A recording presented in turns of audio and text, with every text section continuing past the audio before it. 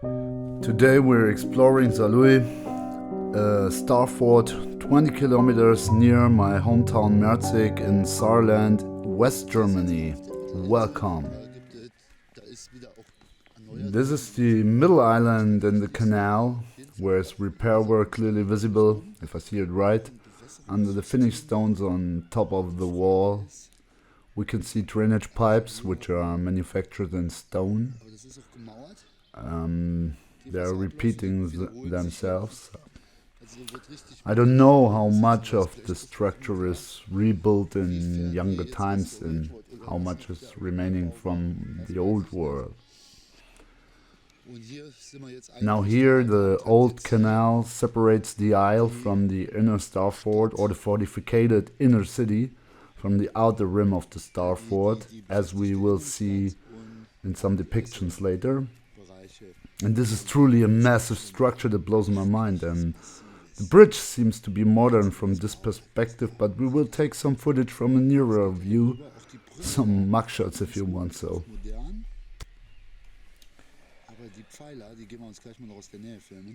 And this is the backside of the building. I don't see any usability as a fort or to guard something, because the fire cannons have already been developed at this time, and there is no necessity of building forts with kilometer-long walls surrounding them. Maybe it would have a hydraulic background. We will look at this later. There is also lots of stonework partially buried under meadow all over the place. Hard green stuff and mossy stuff, and here we can see it clearly. Not everything could be seen nowadays, and now we go to the other side. These parts were digged out a few years ago, and the pillars of the bridge is less or more the height under which this is recently digged out, or under which the parts were buried. This is a block of 1 to 2 meters, which seems too remarked. And this is the maximum block size movable by horse and buggy, and you must have some really strong horse to move such stones up the hill. And here the marks that you can see direct behind the pavement looks more like machinery. And this one came later on top because it looks more like concrete. Hard to say. Here's the machinery part directly behind the pavement. And my daughter says, "Daddy, it smells like garlic sauce." And I say, "For sure, Ellie, it's a Greece restaurant." Yeah, see these big blocks, very impressive.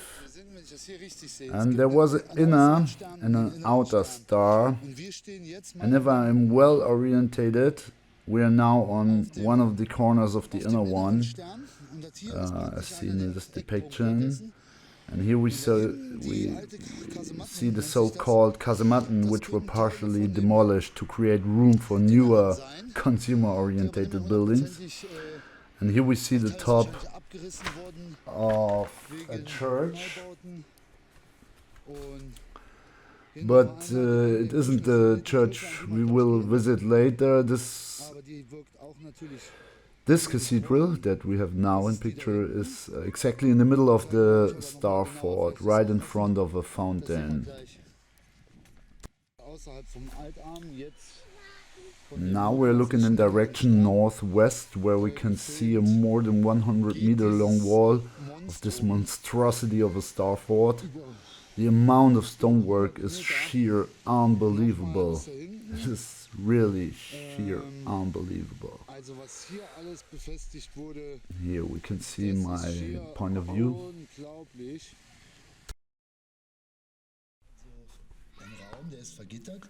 And here we see a room that is closed by strong iron bars. We can see two entrances to the left and right, which are completely filled up with gravel. Either the authorities weren't interested to know what's behind, or they actually had to hide something. We don't know.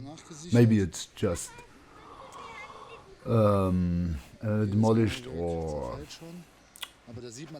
part of it, and there was no reason to do so, I don't know. And here we see the inner so-called fortification or kasematten built by really huge blocks, and as you see, nearly half of the height of the wall is mossy greened, and also on the other side of the canal we have nearly on the same level also darkened and stained walls to half of the height of the wall. And if I estimated right, I guess it's exactly the same height, the stains on these two walls that are separated by over 100 meters. I don't know. But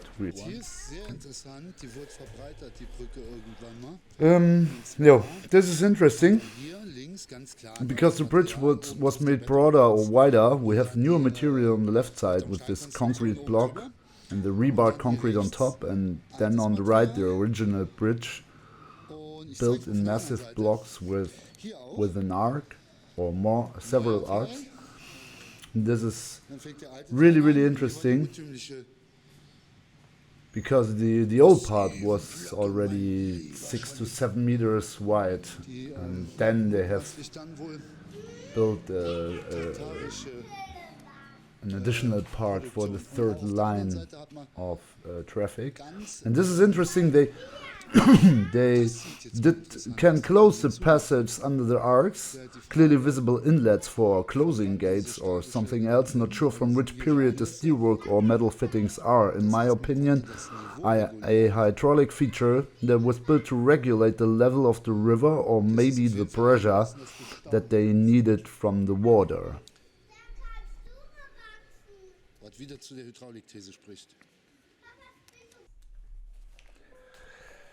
I will show you now some other Starforts. Here we have Fort Monroe, supposedly built in 1832 according to the official narrative.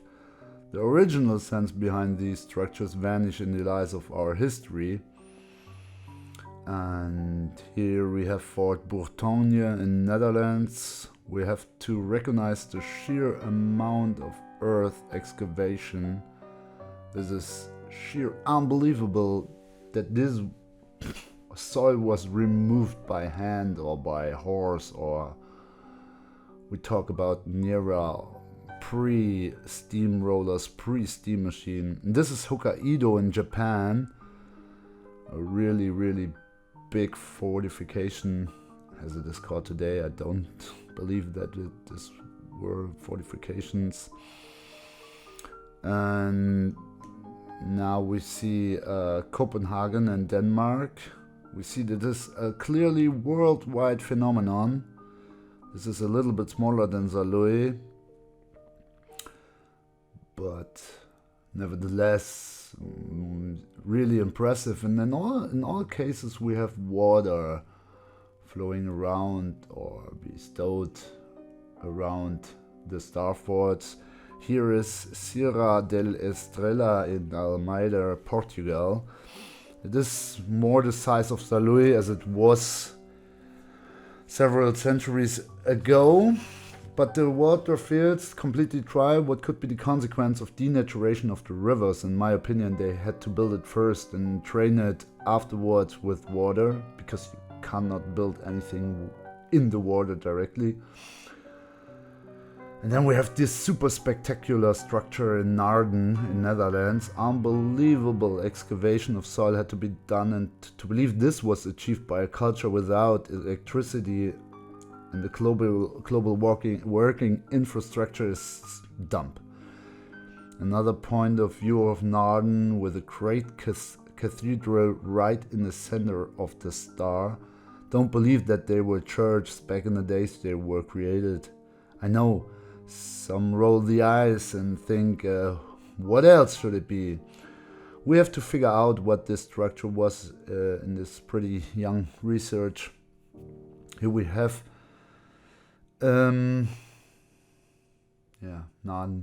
Netherlands, really impressive. There are several Starforts in Netherlands. Here we have the citadel of Spandau in Germany, built 1559 to 1594. The narrative gives us a more believable period of building time, although it is a small structure. Nevertheless, which amount of materials must be moved in such times is no way corresponding to how the people lived back then. And because we've seen the technical possibility to stow the water also in Saarlouis, we have to ask the question if these so-called forts were more hydraulic devices. The cannons were already developed in these times, and the building of forts was more and more unnecessary, and it seems more that the inhabitants used to take advantage of the hydraulic forces of the water.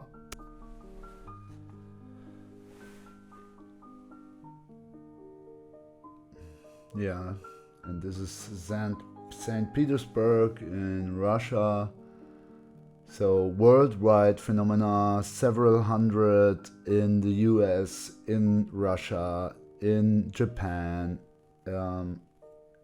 even in South Asia. I don't know exactly if there were some in Australia and Africa. In my opinion, I've never seen some in these two parts of the world, but all of the rest of the realm is full of Starforts. I don't know the exact amount. There are several websites, maybe. And this is Palmanova in Italy, and it is the dimension supposedly built by horse and carts by some Renaissance people without electricity, light or running water. We don't talk of decades building time, rather centuries of building time. If it is related to, it is not believable. You can see it is the diameter of kilometers. And if it is related to Vatican City, where such structures are clearly visible, will be discussed in future content. We have several years of work in front of us that must be done, because in my opinion it is impossible what we've thought until now. Maybe we have found the key direct in front of us.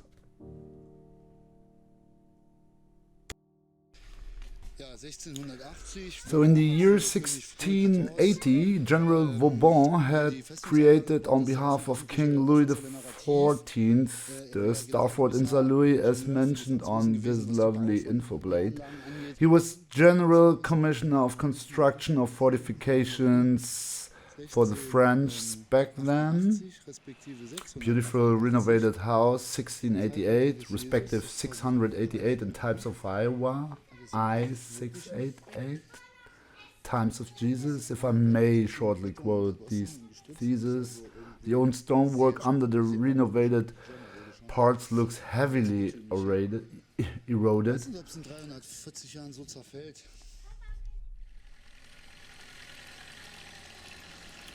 This is a well or a fountain fixed to the bottom, that it cannot be stolen. Massive steel work. I don't know which age this has. I don't know exactly, but beautiful work, clearly from the old world. And then directly in front of the big cathedral, we are now in the middle of the Starfort in the old city of Saarlouis. And there we have the Marienbrunnen, the fountain of Maria. Here we can see it. The part on the bottom is clearly a new work. The statue, I don't know, cannot be sure, cannot believe what they write, but here we have truly unbelievable ornamentation, these water spitters or gargoyles on each corner. The ornamentation of the balcony shows the fleur de lis several times, also all over the top tower, which is completely worked out in stone. Mega impressive work. Die Ornamentqualität auch im Anbetracht des Alters ist surreal hoch. Dickes, massives Eisengitter. Und dann die typische Optik hier im Eingangsbereich. Leider ist die Kirche nicht auf, sonst würde ich euch mit reinholen. And yeah, sadly I cannot show the whole tower because it is because of the scaffolding, the renewal work. And here we have the level of the river Saar, 1784, and at the Pipa building, exactly the same height, this level as the mossy green stains on the Kasematten and the other side of the canal as I showed several minutes before. And in the past I thought such buildings were manufactured by the authorities of the Great German Empire in the 1800s, but nowadays. And here we have the Ludwig Gallery, as it is called nowadays. It is a 185 meters long building and offers place to the police department, the bibliothèque, a museum, what else, and the city archive. During World War I, it was repurposed as a building for the infantry of Graf Werder. I don't know exactly who he was, maybe a general or something like that. But yeah, clearly repurposed, and the sheer size of this building is unbelievable. Wow. Which impact does Earth's magnetic field have to our feeling, to our reception, to our consciousness and the way we think, to our behavior?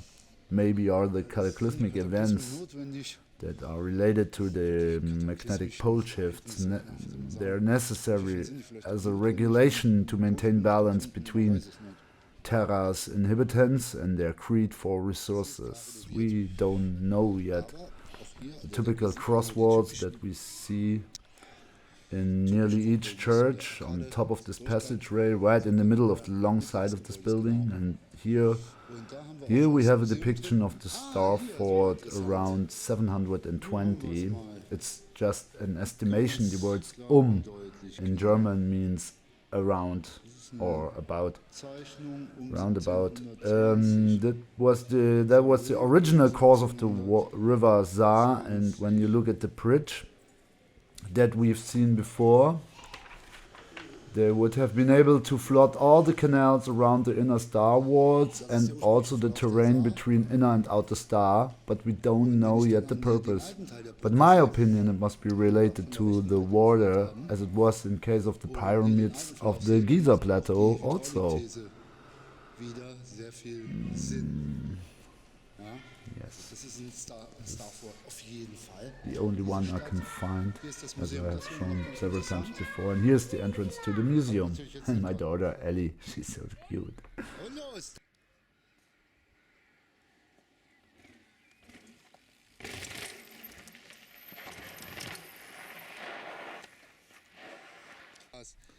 And here we have a suspicious entrance in the canal to the island where we were before.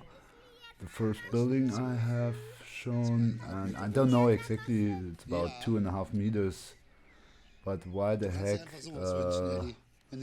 block by boards or close the entrance by boards? I don't know exactly. Maybe they want to hide something. And Yes, steamroller or steam machines would at least be necessary to create such vast earth excavations of several square miles, but in case of the Starforts, the official narrative is completely overwhelmed because the steam machines did not yet exist. The civilization that constructed these sites must have used electricity and hydraulic power to achieve such enormous work. The walls of the inner and outer star that surrounds the old city had at least anything between 5 to 10 kilometers and were 5 meters in height. Never ever built by horse and buggy people in the late Renaissance or early industrial times. This is sheer not believable. And lots of the buildings situated in old Starforts have the same architectural style that we call nowadays Greco-Roman, exactly as shown here in the footage of Saarlouis in case of Villa Barbara. This style is characterized by overloading amounts of ornamentation, also by pillars and statues, as well as pediments or gables that have in nearly 100% of the cases 125-degree angles, as shown on this mention. These gables exist more than 100 times in some facades, as it can be seen in the old city of Paris, for example. Then we have towers over towers with spires on top. Then we have an overwhelming amount of ornamentation that cannot be explained with the rich lord. The rich lord wants to have this style and the poor slave must work it out till his death, because there's no evolution visible. If it was the work of slaves, it doesn't explain anything. The perfection occurs, it stays and vanished suddenly. And this sudden vanishing will one of the main topics in my next videos or of this channel. So this was it for today. Hope you enjoyed it, and we will revisit Saarlouis once again for the museum in the near future. Wish you all a spectacular life and cheers.